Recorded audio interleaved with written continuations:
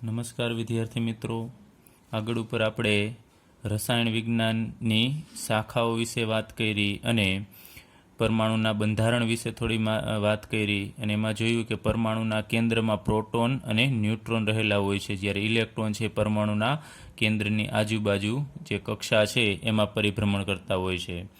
હવે આપણે લઈએ પરમાણુના કેન્દ્રમાં, તમને ખ્યાલ છે કે પ્રોટોન રહેલા હોય છે, તો પરમાણુના કેન્દ્રમાં રહેલ પ્રોટોનની જે સંખ્યા છે એ સંખ્યાને આપણે પરમાણુય ક્રમાંક કહેશું.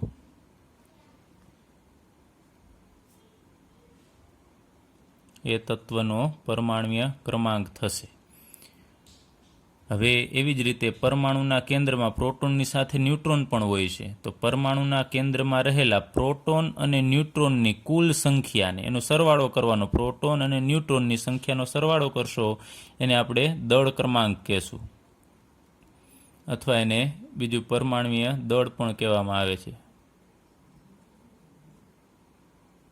તો યાદ રાખજો, પરમાણુના કેન્દ્રમાં રહેલા માત્ર પ્રોટોનની સંખ્યાને પરમાણુ ક્રમાંક કહેશું અને પ્રોટોન અને ન્યુટ્રોનની સંખ્યાના જે સરવાળાને આપણે દળ ક્રમાંક અથવા તો પરમાણુય દળ કહેશું. હવે આપણે આના થોડા એક્ઝામ્પલ લઈએ. તમને ખ્યાલ છે પ્રથમ તત્વ છે આવર્ત કોષ્ટકનું હાઇડ્રોજન. હાઇડ્રોજનની સંજ્ઞા કેપિટલ H થશે. તો હાઇડ્રોજન છે એ હાઇડ્રોજનના કેન્દ્રમાં પ્રોટોનની સંખ્યા છે 1 છે. આપણે લખી નાખીએ પ્રોટોન, ન્યુટ્રોન અને ઇલેક્ટ્રોન. તો પ્રોટોનની સંખ્યા હાઇડ્રોજનમાં 1 છે અને ન્યુટ્રોનની સંખ્યા 0 છે. અને તમને ખ્યાલ છે આગળ ઉપર આપણે વાત કરી કે જેટલા પ્રોટોન હશે એટલા જ સામે ઇલેક્ટ્રોન હોય છે. તો હાઇડ્રોજનનું અહીં આપણે પરમાણુનું કેન્દ્ર દર્શાવી દઈએ તો એમાં પ્રોટોનની સંખ્યા 1 છે, એટલે P1 દર્શાવી દઈએ, પ્રોટોન 1 છે. હવે ઇલેક્ટ્રોન તો એ તમને ખ્યાલ છે બાહ્યતમ કક્ષામાં પહેલી જ કક્ષામાં એનો 1 ઇલેક્ટ્રોન રહેલો હશે. તો હાઇડ્રોજન એવું તત્વ છે કે જેમાં એક પણ ન્યુટ્રોન હાજર હોતા નથી. તો અહીં આપણે સૌપ્રથમ એનો પરમાણુ ક્રમાંક કેટલો થશે તો તમને ખ્યાલ છે પ્રોટોનની સંખ્યા જેટલો. તો અહીંયા લખીએ પરમાણુય ક્રમાંક. તો હાઇડ્રોજનનો પરમાણુય ક્રમાંક છે 1 થશે કારણ કે પ્રોટોનની સંખ્યા 1 છે. હવે પરમાણુય દળ એ કેટલું થશે તો આગળ ઉપર આપણે વાત કરી કે પ્રોટોન અને ન્યુટ્રોનની સંખ્યા જે કુલ સંખ્યા છે એને આપણે એનો દળ ક્રમાંક કહેશું અથવા પરમાણુય દળ કહેશું. તો અહીંયા 1 + 0 એટલે 1 થશે, તો એનું પરમાણુય દળ પણ 1 થશે. એટલે હાઇડ્રોજનનો પરમાણુય ક્રમાંક પણ 1 છે અને પરમાણુય દળ પણ 1 છે, કારણ કે પરમાણુય ક્રમાંક પ્રોટોનની સંખ્યા 1 એટલે પરમાણુય ક્રમાંક 1 અને પ્રોટોન અને ન્યુટ્રોનની સંખ્યાનો સરવાળો કરશો તો એ પણ 1 થશે, એટલે એનું પરમાણુય દળ અથવા દળ ક્રમાંક પણ 1 થશે. હવે આપણે બીજું ઉદાહરણ લઈએ, હિલિયમ. તો હિલિયમની સંજ્ઞા થશે He. તો હિલિયમમાં પણ આપણે લઈએ પ્રોટોનની સંખ્યા, ન્યુટ્રોનની સંખ્યા અને ઇલેક્ટ્રોનની સંખ્યા. તો હિલિયમના કેન્દ્રમાં પ્રોટોન 2 છે અને ન્યુટ્રોન પણ 2 છે. તો ઇલેક્ટ્રોન કેટલા હશે તમને ખ્યાલ છે, પ્રોટોનની સંખ્યા જેટલા જ ઇલેક્ટ્રોન હશે, તો 2 ઇલેક્ટ્રોન છે. તો આપણે એનું બંધારણ અહીંયા દર્શાવીએ તો એનું પરમાણુનું આ કેન્દ્ર, એમાં પ્રોટોન 2, તો અહીંયા આપણે દર્શાવીએ P2, પ્રોટોન 2 છે, ન્યુટ્રોન પણ 2 છે, એટલે N વડે દર્શાવી ન્યુટ્રોનને, એ પણ 2 થશે. અને 2 ઇલેક્ટ્રોન છે એની પહેલી કક્ષા, આપણને ખ્યાલ છે પહેલી કક્ષામાં વધુમાં વધુ 2 ઇલેક્ટ્રોન સમાઈ શકે. તો અહીંયા 2 ઇલેક્ટ્રોન છે આપણે ગોઠવી દઈએ. હવે એનો પરમાણુય ક્રમાંક શું થશે તો હિલિયમનો પરમાણુય ક્રમાંક એના પ્રોટોનની સંખ્યા બરાબર હોય છે. તો પ્રોટોનની સંખ્યા 2 છે તો હિલિયમનો પરમાણુ ક્રમાંક 2 થશે. હવે પરમાણુય દળ કેટલું થશે એનું તો તમને ખ્યાલ છે કે પ્રોટોન અને ન્યુટ્રોનની સંખ્યાનો સરવાળો કરવાનો, એટલે 2 ને 2 4 થશે. તો એ 4 એનું પરમાણ્વીય દળ થશે. એટલે આ રીતે તમારે યાદ રાખવાનું છે. પ્રોટોનની સંખ્યા એ એનો પરમાણ્વીય ક્રમાંક અને પ્રોટોન અને ન્યુટ્રોનની સંખ્યાનો સરવાળો છે એને આપણે પરમાણ્વીય દળ કહેશું. હવે એવી જ રીતે આપણે એક ત્રીજું ઉદાહરણ લઈએ કાર્બનનું. તો કાર્બનની સંજ્ઞા C છે. તો કાર્બનના કેન્દ્રમાં પ્રોટોન, ન્યુટ્રોન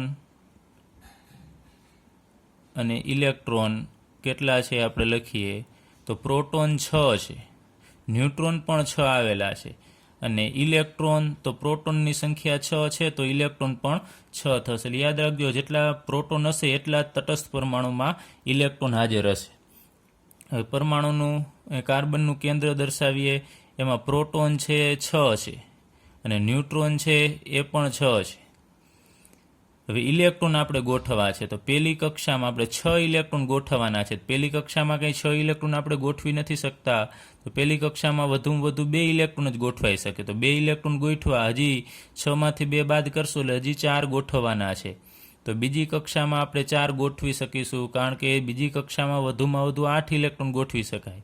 તો અહીં આપણે 4 ઇલેક્ટ્રોન ગોઠવી દઈએ. ટોટલ 6 ઇલેક્ટ્રોન થવા જોઈએ કાર્બન માટે. હવે કાર્બનના પરમાણુના કેન્દ્રની અંદર પ્રોટોન 6 છે તો એનો પરમાણ્વીય ક્રમાંક છે એ 6 થશે. અને પરમાણ્વીય દળ તો પ્રોટોન અને ન્યુટ્રોનની સંખ્યાનો સરવાળો કરીએ, અહીંયા 6 + 6 એટલે 12. તો પરમાણ્વીય દળ છે એ 12 થશે. હવે હંમેશા એવું જરૂરી નથી કે જેટલા પ્રોટોન હોય એટલા જ સામે ન્યુટ્રોન હોય છે. તો અહીંયા તમે જોયો છો કે હિલિયમમાં 2 પ્રોટોન છે તો 2 ન્યુટ્રોન, 6 પ્રોટોન તો અહીંયા 6 ન્યુટ્રોન છે. હંમેશા એવું જરૂરી હોતું નથી. બંને સંખ્યા આગળ ઉપર જેમ પરમાણુ ક્રમાંક વધતો જાય છે તેમ જનરલી ન્યુટ્રોનની સંખ્યા સામાન્ય રીતે વધતી જતી હોય છે. ચલો હવે આપણે 20 સુધી તત્વ છે એના પરમાણ્વીય ક્રમાંક, તત્વનું નામ, એની સંજ્ઞા, પરમાણ્વીય દળ જોઈએ. આમ તો તમે આગળના ધોરણમાં આ બધું ભણી જ ગયા છો, તમને આવડતું જ હશે, છતાં પણ અહીં આપણે થોડું રિપીટેશન કરીએ છીએ કારણ કે આ બધાની ઘણી બધી આપણે જરૂર પડશે આગળ ઉપર. એટલે આટલો બેઝ તમારો પાયો છે એ પાકો હોવો જોઈએ. આ બધું જ તમને કમ્પ્લીટલી આવડતું હોવું જોઈએ. તો પરમાણ્વીય ક્રમાંક અહીંયા આપેલા છે. એ પરમાણ્વીય ક્રમાંક આપણે હમણાં જ જોયું કે પરમાણ્વીય ક્રમાંક કેટલા હશે. તો હાઇડ્રોજનના કેન્દ્રમાં 1 પ્રોટોન છે તો એનો પરમાણ્વીય ક્રમાંક 1 થશે. એટલે પરમાણ્વીય ક્રમાંક સૂચવે છે કે જે તે તત્વમાં એમાં રહેલા પ્રોટોનની સંખ્યા સૂચવે છે. હવે અહીંયા તત્વની સંજ્ઞા, તો સંજ્ઞામાં યાદ રાખજો હંમેશા પહેલો જે અક્ષર હશે એ કેપિટલ હશે અને જો બીજો અક્ષર હશે તો એ સ્મોલ, બીજી ABCDનો અક્ષર હશે.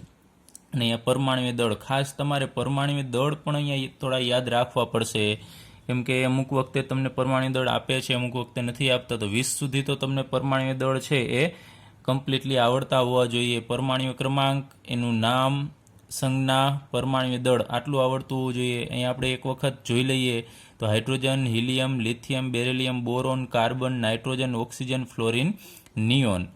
ત્યારબાદ 11મું તત્વ sodium, magnesium, aluminium, silicon, phosphorus, sulphur, chlorine, argon, potassium અને કેલ્શિયમ.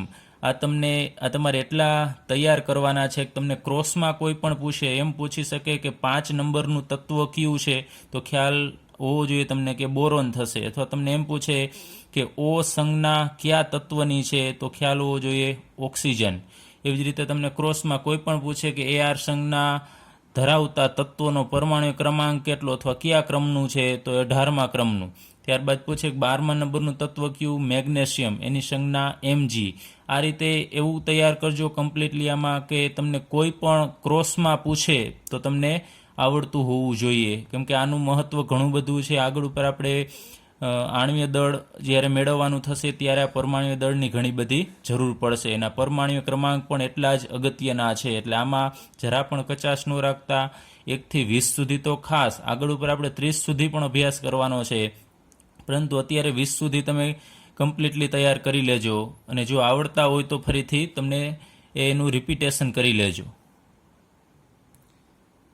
હવે અહીંયા તત્વની સંજ્ઞા છે એ પણ તમને યાદ રહી જાય એવી જ છે. તો સામાન્ય રીતે હાઇડ્રોજન છે તો એને H થશે, તો અહીંયા એની સંજ્ઞા H છે, પરંતુ હિલિયમનો H થાય છે તો બીજી વખત આપણે H ન લખી શકીએ માત્ર. તો એનો બીજો લેટર અક્ષર આપેલો છે અહીંયા ઈ, એટલે પહેલો કેપિટલ રાખવાનો છે અને બીજો સ્મોલ. એટલે બધા જ 118 તત્વ છે, બધા જ તત્વની સંજ્ઞા જુદી પડવી જોઈએ, બે સેમ રિપીટ ન થવી જોઈએ. એવી જ રીતે લિથિયમ છે તો એની સંજ્ઞા Li થશે, બેરિલિયમ છે તો અહીંયા Be, બોરોન છે તો B. અહીંયા તમે જુઓ છો બંને બેરિલિયમના B જ થશે, પણ બંનેને આપણે B ન દર્શાવી શકીએ, તો એકને આપણે B દર્શાવીએ છીએ તો બીજાને Be વડે દર્શાવવું પડશે. એ જ રીતે મોટાભાગના તત્વોમાં એના જે અંગ્રેજી મૂળાક્ષર પ્રમાણે જ છે. જ્યારે અમુક અલગ પડતા છે, જેમ કે સોડિયમ છે તો સોડિયમમાં એસ નથી આપેલો, કારણ કે એસ અહીંયા સલ્ફરનો આપેલો છે, એટલે સોડિયમ માટે એસ નથી આપેલો, તો એને આપેલો છે. તો એ એના લેટિન નામ ઉપરથી આપેલો છે. સોડિયમનું લેટિન નામ થશે નેટ્રિયમ, તો નેટ્રિયમ ઉપરથી એને આપેલો છે. એ જ રીતે અહીંયા તમે પોટેશિયમમાં જુઓ છો તો પોટેશિયમમાં પી આપવો જોઈએ, પણ ફોસ્ફરસ માટે પી અપાઈ ગયો છે. એટલે પોટેશિયમનું લેટિન નામ છે કેલિયમ છે, તો કેલિયમ ઉપરથી એની સંજ્ઞા કે આપવામાં આવી છે. ત્યારબાદ કેલ્શિયમને Ca કહેવામાં આવે છે. એક અહીંયા પરમાણ્વીય દળ છે અપૂર્ણાંકમાં છે, યાદ રાખજો, ક્લોરીન માટે 35.5.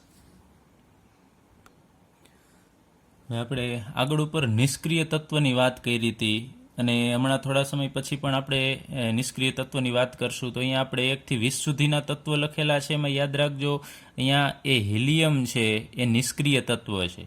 ત્યારબાદ અહીંયા નિયોન 10 નંબરનું તત્વ છે એ નિષ્ક્રિય તત્વ છે, અને 18 નંબરનું આર્ગોન છે એ નિષ્ક્રિય છે. 1 થી 20 સુધીના જે તત્વો છે એમાં 3 તત્વો છે નિષ્ક્રિય તત્વ છે. ફરીથી જોઈ લઈએ, એક હિલિયમ, 10 નંબરનું નિયોન અને 18 નંબરનું આર્ગોન. એ શા માટે નિષ્ક્રિય છે એ આપણે હમણાં થોડા સમય પછી ચર્ચા કરીએ. ચલો, હવે અહીંયા આપણે 1 થી 20 સુધી તત્વ છે એની મેં માત્ર સંજ્ઞા દર્શાવેલી છે, અને આ ક્રમ છે એનો પરમાણુ ક્રમાંક છે. તો તમને ખ્યાલ છે કે જેનો ક્રમ છે એટલા પ્રોટોન હશે અને એટલા જ એમાં ઇલેક્ટ્રોન રહેલા હશે. તો હાઇડ્રોજન છે એ પહેલા નંબરનું તત્વ છે, એટલે એમાં 1 ઇલેક્ટ્રોન હશે, તો કેન્દ્રમાં 1 પ્રોટોન હશે અને 1 જ ઇલેક્ટ્રોન, તો પહેલી કક્ષામાં 1 જ ઇલેક્ટ્રોન હશે. ત્યારબાદ હિલિયમ છે, તો હિલિયમ પાસે 2 ઇલેક્ટ્રોન છે, તો પહેલી કક્ષામાં 2 ઇલેક્ટ્રોન છે ગોઠવવાના છે આપણે. તો ફરીથી આપણે જોઈ લઈએ કે કેટલા ઇલેક્ટ્રોન છે ગોઠવાઈ શકે મહત્તમ. તો જે કક્ષા છે એની અંદર ઇલેક્ટ્રોન કેટલા ગોઠવાશે?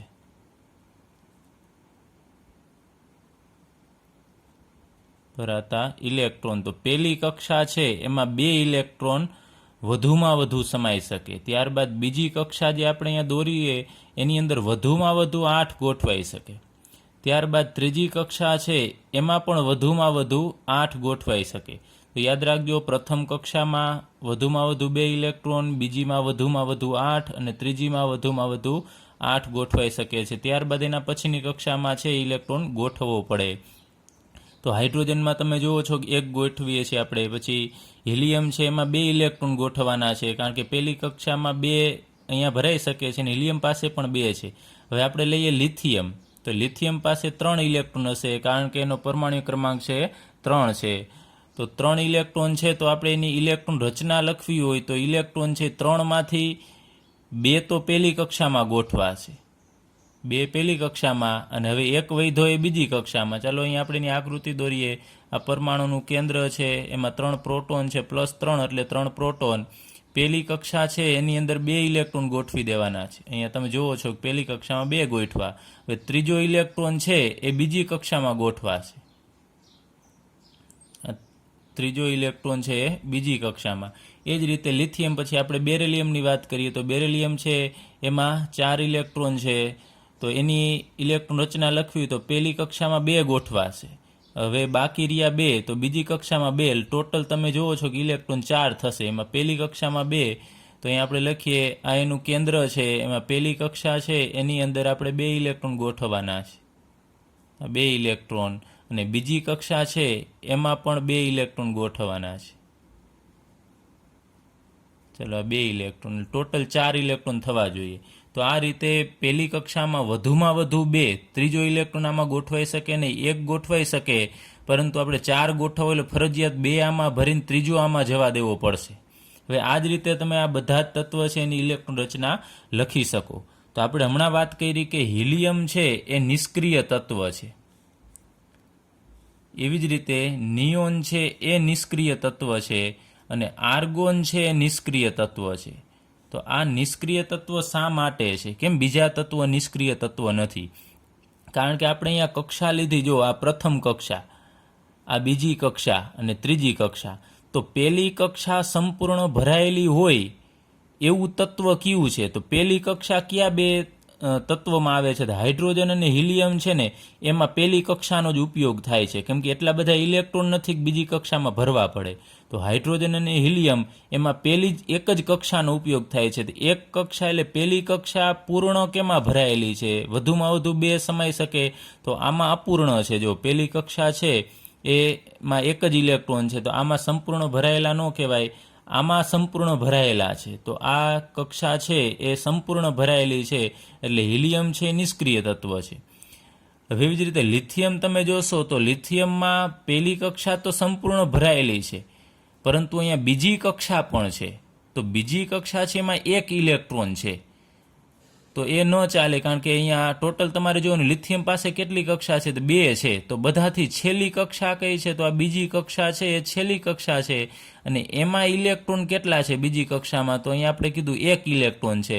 તો બીજી કક્ષામાં 8 ઇલેક્ટ્રોન હોય તો એ નિષ્ક્રિય થાય. એટલે તમારે ટૂંકમાં એ જોવાનું છે કે એ તત્વ છે એની છેલ્લી કક્ષા, જો પહેલી કક્ષા હોય તો એમાં બે ભરાયેલા હોય તો એ નિષ્ક્રિય તત્વ, ત્યારબાદ છેલ્લી કક્ષામાં બીજી કક્ષા હોય અને એમાં 8 ઇલેક્ટ્રોન હોય તો એ નિષ્ક્રિય થશે. હવે લિથિયમ નિષ્ક્રિય નહીં થાય, કારણ કે એમાં છેલ્લી કક્ષા બીજી છે, તો બીજી કક્ષામાં 8 હોય તો જ નિષ્ક્રિય થાય. તો આમાં 8 નથી, તો આ નિષ્ક્રિય નથી. એવી રીતે બેરેલિયમમાં પણ જો બીજી કક્ષા છે એમાં 8 હોવા જોઈએ, અહીંયા નથી 8 આ કક્ષાની અંદર, તો એ નિષ્ક્રિય તત્વ નથી. એવી રીતે બેરેલિયમ, પછી બોરોન, કાર્બન, નાઇટ્રોજન એક પણ નિષ્ક્રિય તત્વ નહીં આવે. છેવટે હવે નિષ્ક્રિય તત્વ અહીંયા નિયોન શા માટે આવે છે એ આપણે લઈએ. તો એ નિયોન છે એમાં 10 ઇલેક્ટ્રોન છે. તો 10 ઇલેક્ટ્રોન છે, તો આપણે પહેલી કક્ષામાં 2 ગોઠવવાના, ત્યારબાદ હજી ઇલેક્ટ્રોન ઘણા બધા છે, તો બીજી કક્ષામાં હવે 8 ગોઠવશો તમે, એટલે ટોટલ થઈ જશે ઇલેક્ટ્રોન 2 ને 8 10. તો અહીંયા પરમાણુનું આ કેન્દ્ર છે, એમાં પહેલી કક્ષા છે નિયોનની, એમાં તમે જુઓ છો કે 2 ઇલેક્ટ્રોન છે. પછી હવે એની છેલ્લી કક્ષા નિયોનની કઈ થશે? તો બીજી કક્ષા છે એ અંતિમ કક્ષા છે, તો એમાં ઇલેક્ટ્રોન 8 થશે, અહીંયા 2, અને બાકી 10 કરવા માટે આપણે અહીંયા 8 ઇલેક્ટ્રોન ગોઠવવા પડશે.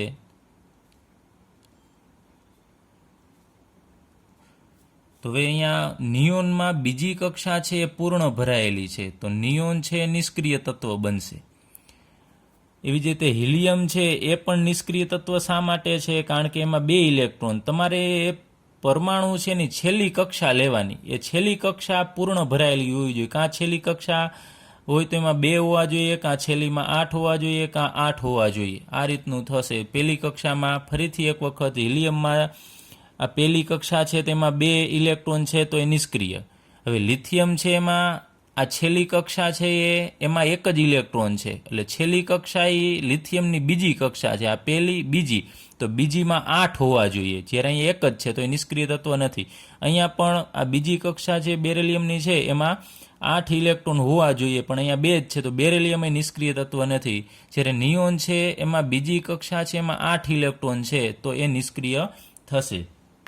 એ જ રીતે તમે આર્ગોન લેશો તો એમાં પણ, હવે આપણે લઈએ સોડિયમની વાત કરીએ એના પહેલાં, Na સોડિયમ, તો સોડિયમમાં 11 ઇલેક્ટ્રોન છે, તો એને તમારે ગોઠવવાના, પહેલીમાં 2, બીજીમાં વધુમાં વધુ 8, તો 8 ને 2 10 જ થશે. તો હજી એક 11મો ઇલેક્ટ્રોન છે ત્રીજી કક્ષામાં ગોઠવાશે. તો આ સોડિયમનું કેન્દ્ર છે એમાં એની આજુબાજુ આ પહેલી કક્ષા, તો પહેલી કક્ષામાં 2 ગોઠવાશે. હવે બીજીમાં વધુમાં વધુ 8 ગોઠવાઈ શકે. હવે 9 નથી ગોઠવવાના, ભલે અહીંયા 2 ને 9 11 થઈ જાય, પણ બીજી કક્ષા છે એમાં વધુમાં વધુ 8 ઇલેક્ટ્રોન ગોઠવાશે. ચલો 8. ત્યારબાદ હજી ત્રીજી કક્ષા છે, ત્રીજી કક્ષામાં 1 ઇલેક્ટ્રોન ગોઠવાયેલો હશે. તો અહીંયા તમે જુઓ છો છેલ્લી કક્ષા, અહીંયા આની ત્રીજી કક્ષા છે, તો અહીંયા આપણે પહેલી, બીજી અને ત્રીજી કક્ષામાં કેટલા હોવા જોઈએ નિષ્ક્રિય થવા માટે? તો 8 હોવા જોઈએ, જ્યારે અહીંયા કેટલા છે? 1 જ છે, તો એ નિષ્ક્રિય થઈ શકશે નહીં, એટલે સોડિયમ નિષ્ક્રિય નથી. હવે અહીંયા 1ની જગ્યાએ 8 કયા તત્વમાં આવશે? તો તમને ખ્યાલ છે અહીંયા 8 મૂકો તો 8 ને 8 16, 16 ને 2 18. તો આર્ગોન તત્વ છે એમાં 18 ઇલેક્ટ્રોન છે. તો એની ઇલેક્ટ્રોન રચના થશે 2, પછી 8 અને પછી 8.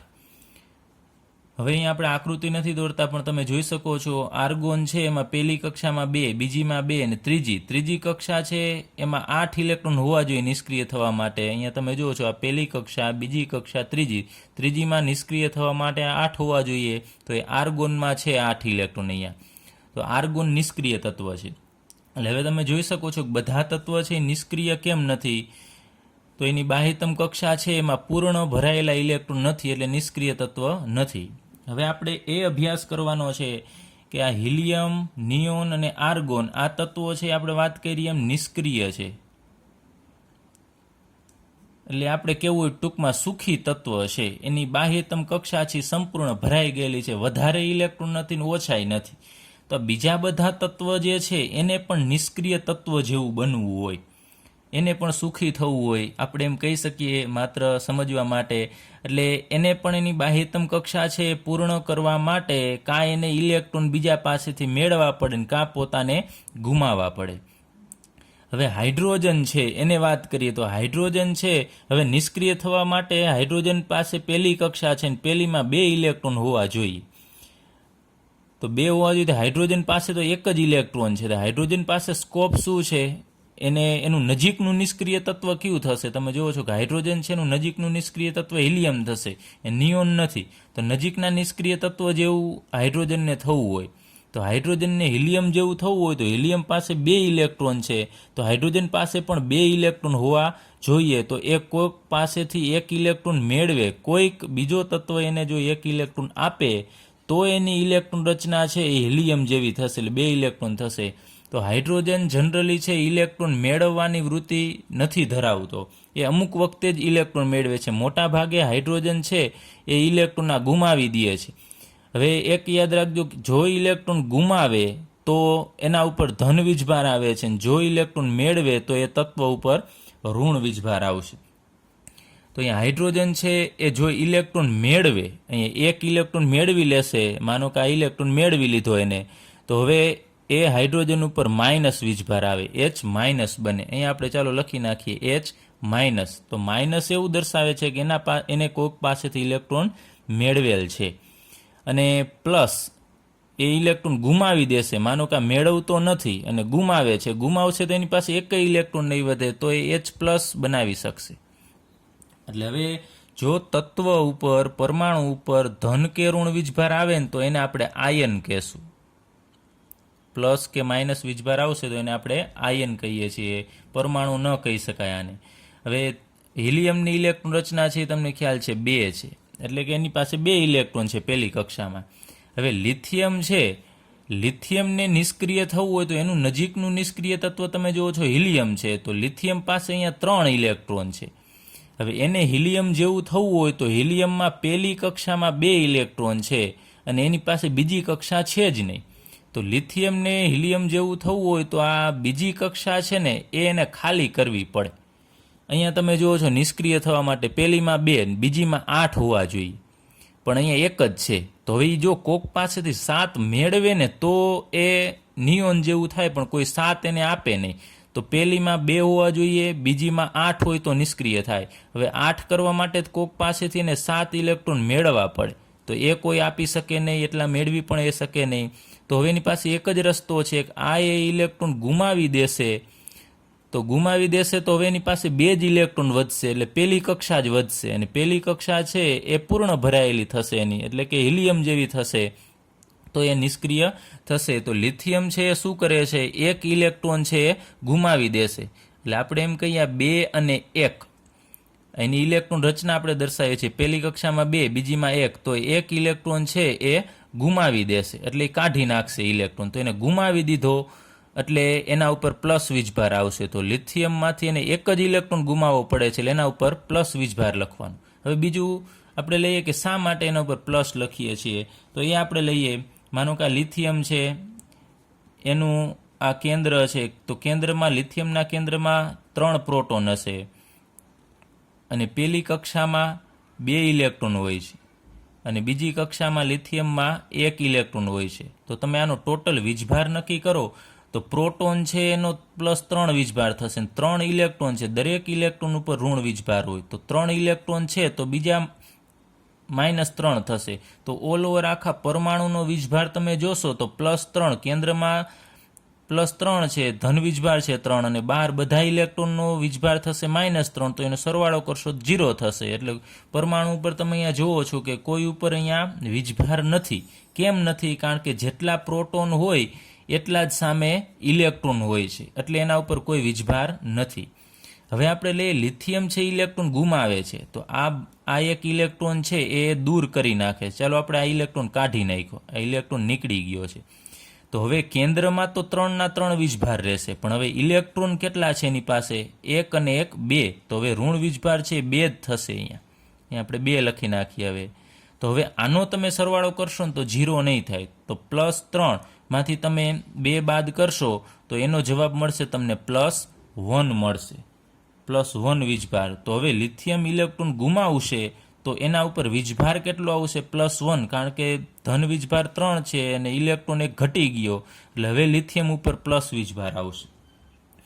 હવે લિથિયમ એ કોઈ પણ તત્વ એના નજીકના નિષ્ક્રિય તત્વ જેવું બનવાનો પ્રયત્ન કરે છે. તો હિલિયમ પાસે ટૂંકમાં 2 ઇલેક્ટ્રોન છે, તો લિથિયમ એ 2 ઇલેક્ટ્રોન કરવાનો પ્રયત્ન કરશે. હવે બેરિલિયમ છે એની ઇલેક્ટ્રોન રચના અહીંયા 4 ઇલેક્ટ્રોન છે, તો 2 2 થશે.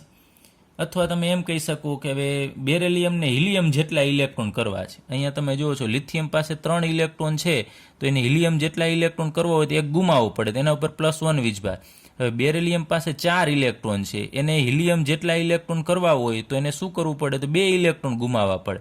આ 2 ઇલેક્ટ્રોન કાઢી નાખશે, તો 2 ઇલેક્ટ્રોન ગુમાવે તો બેરિલિયમ ઉપર +2 વીજભાર આવશે. હવે એવી રીતે બોરોન પાસે 5 ઇલેક્ટ્રોન છે, તો અહીંયા 2 અને અહીંયા 3. પહેલી કક્ષામાં 2, બીજીમાં 3, તો બહારની કક્ષાને 3 ઇલેક્ટ્રોન છે, માનો કે આપણે ગુમાવી શકીએ તો એ ગુમાવશે, તો એને 3 ઇલેક્ટ્રોન ગુમાવ્યા તો બોરોન ઉપર +3 વીજભાર આવશે. તો બોરોનને હિલિયમ જેવું થવું છે.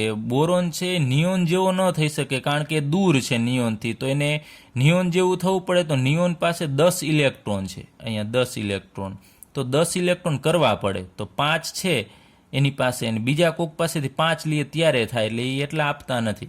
ત્યારબાદ કાર્બન છે એ તમે જુઓ છો કે વચ્ચેનું તત્વ છે. કાર્બન છે એ 6 છે, તો એને હિલિયમ જેવું થવું હોય તો એને 4 ગુમાવવા પડે.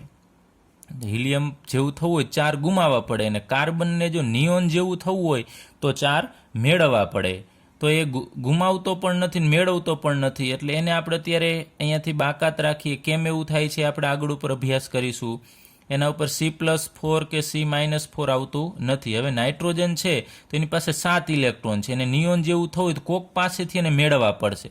7માં કેટલા નાખીએ તો 10 થશે, તો તમને ખ્યાલ છે 3, તો એ 3 કોક પાસેથી મેળવશે, એટલે 2 અને અહીંયા આપણે કહીએ કે 5 આવું હતું. હવે બીજા પાસેથી 3 ઇલેક્ટ્રોન મેળવશે, 3 ઇલેક્ટ્રોન મેળવશે એટલે 5 અને 3 મેળવશે, એટલે ટોટલ અહીંયા 8 ઇલેક્ટ્રોન થઈ જશે. તો એ કેના જેવી ઇલેક્ટ્રોન રચના થશે? નિયોન જેવી. તમે જુઓ છો કે નિયોનમાં 2 અને 8, તો અહીંયા બાહ્યતમ 5 છે, તો એ કોક પાસેથી 3 મેળવી લેશે તો 8 થશે, તો એ 3 મેળવે છે, તો નાઇટ્રોજન ઉપર -3 વીજભાર આવશે. એવી જ રીતે ઓક્સિજન પાસે 8 ઇલેક્ટ્રોન છે, તો એ કેટલા મેળવે?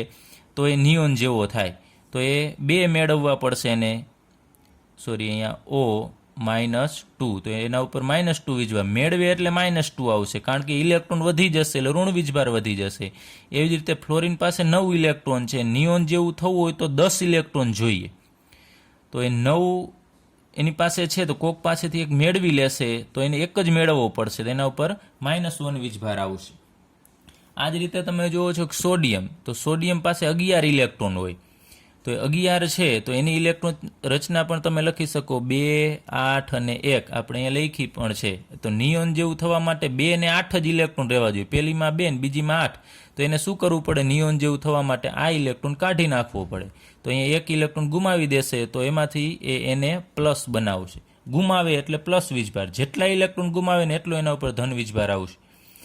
હવે મેગ્નેશિયમ છે એનું નજીકનું નિષ્ક્રિય તત્વ તો નિયોન જ થશે, આર્ગોન દૂર છે, તો મેગ્નેશિયમ છે એની પાસે 12 ઇલેક્ટ્રોન છે, તો એને નિયોન જેટલા કરવા છે તો 10 નિયોનમાં છે, તો 12 છે તો એ 2 ગુમાવી દેશે, તો તો 2 ઇલેક્ટ્રોન ગુમાવે તો Mgમાંથી Mg+2 બનશે. ત્યારબાદ એવી જ રીતે એલ્યુમિનિયમ છે, એમાં 13 ઇલેક્ટ્રોન છે, તો 10 જ રાખવા પડશે ને, તો એ 3 ગુમાવી દેશે, તો એના ઉપર Al+3 આવશે. સિલિકોન છે એ હવે ગુમાવતો નથી, મેળવતો પણ નથી, એટલે એ કાર્બનના કિસ્સામાં આવશે. એટલે એ પણ આપણે આગળ ઉપર જોશું કે સહસંયોજક બંધ બનાવે છે. હવે ફોસ્ફરસ છે એની પાસે 15 છે, તો હવે એને ગુમાવવો હોય તો 5 ગુમાવવા પડે નિયોન જેવું થવા માટે. નિયોન જેવું થવું હોય તો 10 ઇલેક્ટ્રોન નિયોન પાસે છે, તો આને 10 કરવો હોય તો 5 ગુમાવવા પડે. એના કરતાં એને આ નજીક પડશે આર્ગોન, કે કોક પાસેથી 3 મેળવી શકે, તો 15માં 3 નાખશો એટલે 18 થશે, તે કોક પાસેથી 3 મેળવી લેશે, એટલે P-3, તો એની પાસે 18. હવે P-3 પાસે 18 ઇલેક્ટ્રોન હોય, 15 તો પોતાના અને 3 બીજા પાસેથી એને મેળવેલા હોય, એટલે 18 ઇલેક્ટ્રોન થશે. એવી જ રીતે સલ્ફર છે એને 2 ઘટે છે આર્ગોન જેવું થવા, એટલે બીજા પાસેથી 2 મેળવશે.